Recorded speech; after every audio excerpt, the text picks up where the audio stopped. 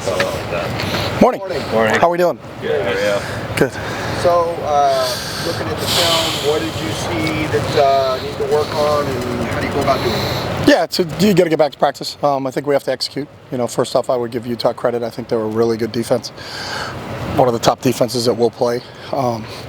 But there were times when there were plays to be made and we just didn't execute the way we are capable of. So it's like anything, it's about the process of going back and getting to work. And these guys were good on Tuesday in their training session. And then all of our coaches were on the road Monday, Tuesday, Wednesday. So they're all back today. So this will be our first full day back on the field with them. So we'll get back to work. I guess one of the big things watching the game was protecting Dante.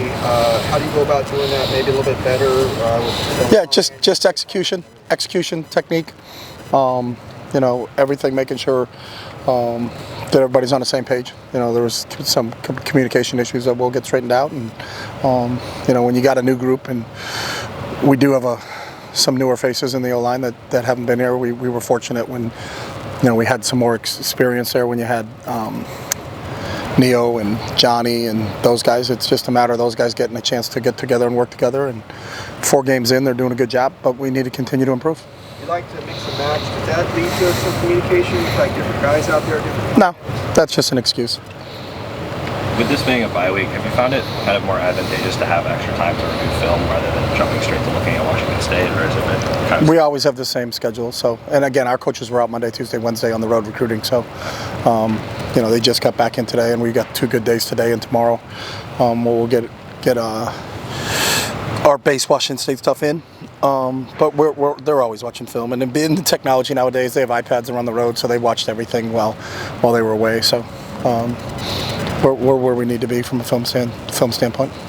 That left tackle position in particular, it seemed like Bruno played most of the first half, and then Kadir was in there pretty much. Yeah, we've been rotating those guys for I would think the snaps are pretty evenly distributed between those 2 guys throughout the entire 4 games that we've played so far. So those 2 guys are battling and playing, and there's some depth at that spot, and that's why they both deserve to play, and they both played. So.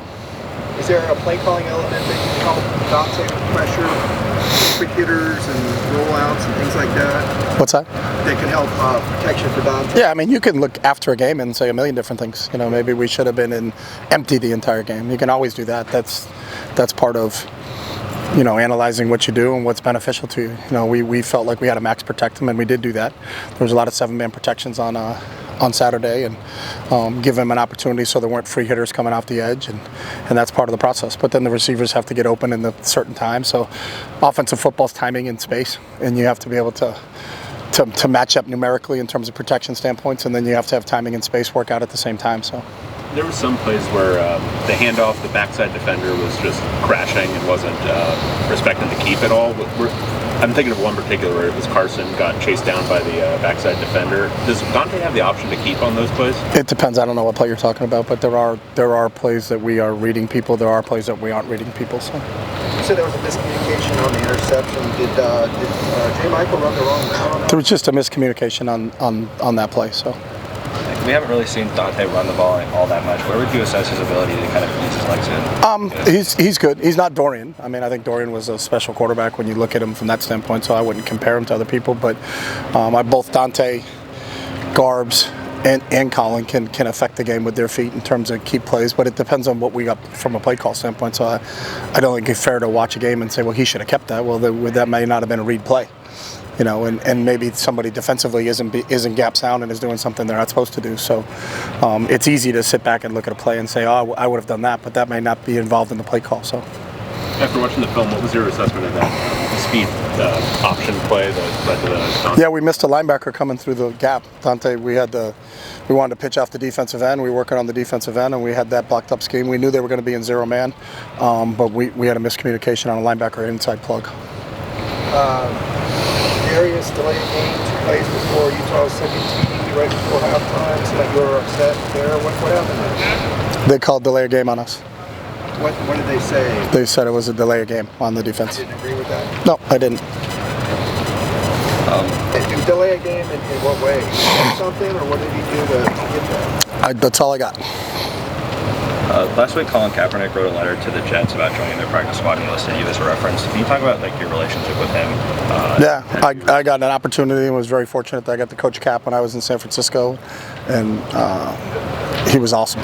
And work ethic, attention to detail, everything. I think he's been here a couple times to throw, and time since.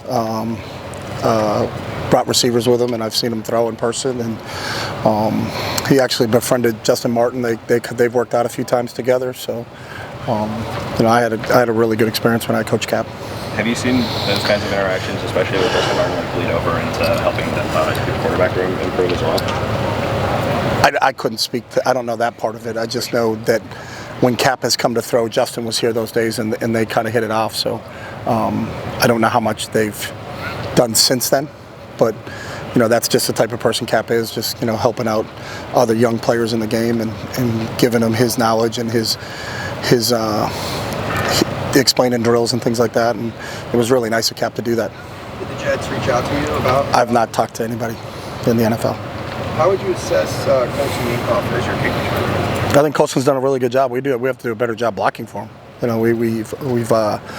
It hasn't been blocked up the way it's supposed to be blocked up, so I don't care who your kick returner is, you're not going to get any yards back there. So, what do you like about him in that position? I think he's big, he's fast, he's got great vision. One of our faster kids on our team. He's a pretty good player. I know you have a bias against big kick returners. You've always had a bias against big kick returners, and it's obvious in your line of questioning. So, you questioned us why Jake Bobo was deep on punt one time because you're a height guy. We didn't change the next week. He was one of our 3 punt returners. So, but anybody that's over 6 foot as a punt returner or a kick returner is person non grata in your world. So I don't understand it because the best kick returner in the NFL could be the guy in Atlanta who's gigantic and is a tremendous player. So Colson's looked amazing on coverage. Yeah, because you know why? He's really fast. And so you know what you want in a kick returner? Somebody who's really fast. So we try to get the same thing going. We have to block better on our kick return. So I could put you deep and you wouldn't gain any yards if we don't block for you. So, and I know how athletic you are. So now multi-positional. Multi-positional. You're moving from quarterback, same as Colson. Ironically, moved from quarterback to returner. So.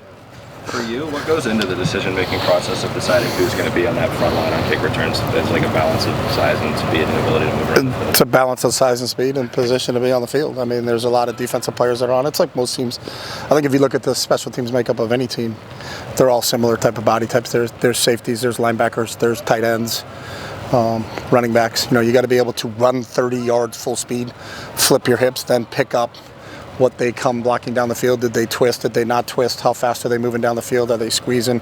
Did they direct the ball into the boundary? Did they direct the ball to the field? All those things are factors in it, but I think size, speed, and athletic ability is a really big factor in those guys there because you're not blocking a guy at the point of attack. You have to run 30 yards before you block your first guy. So. You had said you would go back and you kind of already alluded to this, but just coaching. I know everything's 20/20 hindsight, but coaching-wise, that game to do over again, would you do? I don't have that game to go over again. Okay. So it doesn't work that way. It would be nice. You could hit the reset button. It doesn't work that way. We're not playing a video game, so we don't go through it that way. So we go every day. We go through what we do, and then we make evaluations of what we did, what was good, what was bad, how do we correct it, and then we move forward just like we ask our players to do. So there's 2 things you do in the game. You either win or you learn. So you win and you learn and you move on. And you move on to your next game. So this is your only practice today? We practice on Tuesday. Okay. But after today?